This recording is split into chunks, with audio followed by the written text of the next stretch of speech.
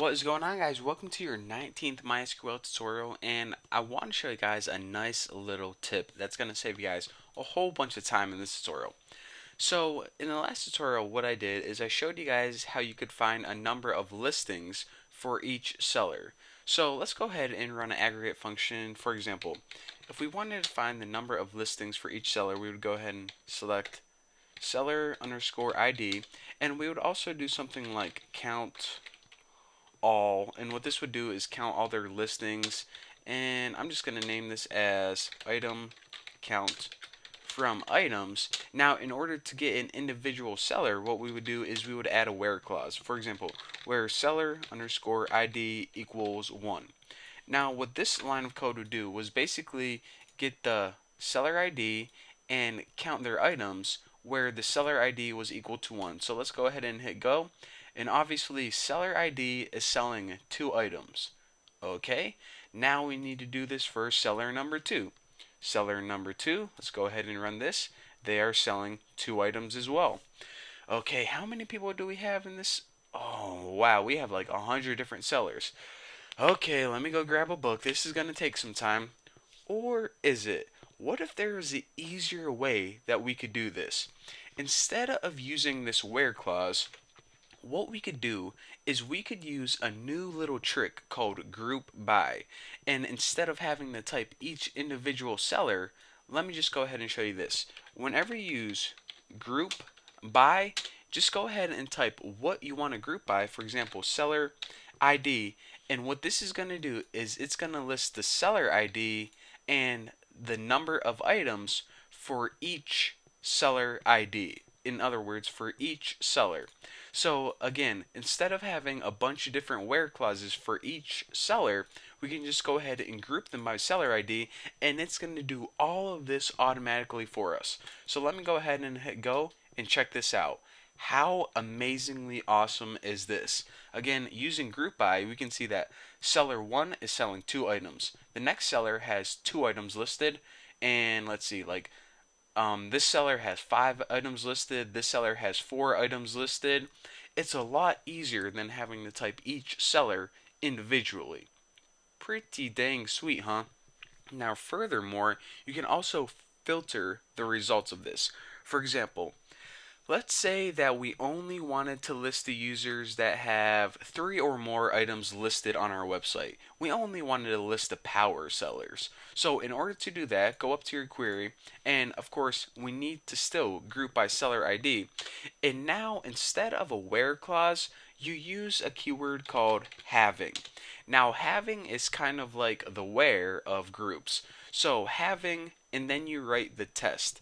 We want to list all sellers having a count, in other words, having items listed that are greater or equal to, I don't know, let's just say greater or equal to 3.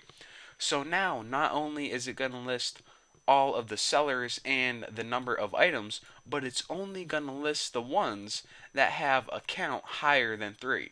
And that kind of looks like the, kind of reminds me of something. I can't tell exactly what. But anyways, whenever we list this, check it out. Now, the only sellers that are listed are the ones that have an item count of 3 or higher, 3, 4, 5, etc. So now, if you wanted to list like the top sellers for your website or something, this is how you would do that. Again, one last time. Having is basically, it's similar to the where clause where you can give a test and it can filter your results. Just remember this. Whenever you're using groups, remember to use the keyword having. Whenever you're just using rows, like a typical test, use the where clause. But having is for groups, where is for just basic tests. So the last thing I want to tell you guys in this tutorial is you can also order by a group. For example, you see how we got the list of all the power sellers, all of the sellers who listed 3 or more items? Well, I want to arrange this a little bit prettier. I want to arrange these sellers from highest to lowest. The people who have the most items listed to the people who have the lowest items listed, or the least items. Oh, I got some freaking phlegm in my throat. So in order to do that, after this query, we can just go ahead and add a simple order by statement. Now, I want to mention this because a lot of people ask me about this. You know how these are the columns that were originally in the table: ID, name, cost, seller ID, and bids. Now, we also have this extra column that we named as item count. Now, this column is a temporary column. It's kind of like a nickname a column. So, can we go ahead and order by that column even though it isn't a permanent column? Well, yes, we can. Whenever we order by item count, it's going to order by that temporary column. In other words, the number of items for our sellers. Now, since we want to order from highest to lowest, we can't leave it at default because default is ascending from low to high. We want it from high to low, descending, just like that. So basically, let me go ahead and run this query and then I'll talk you guys through it.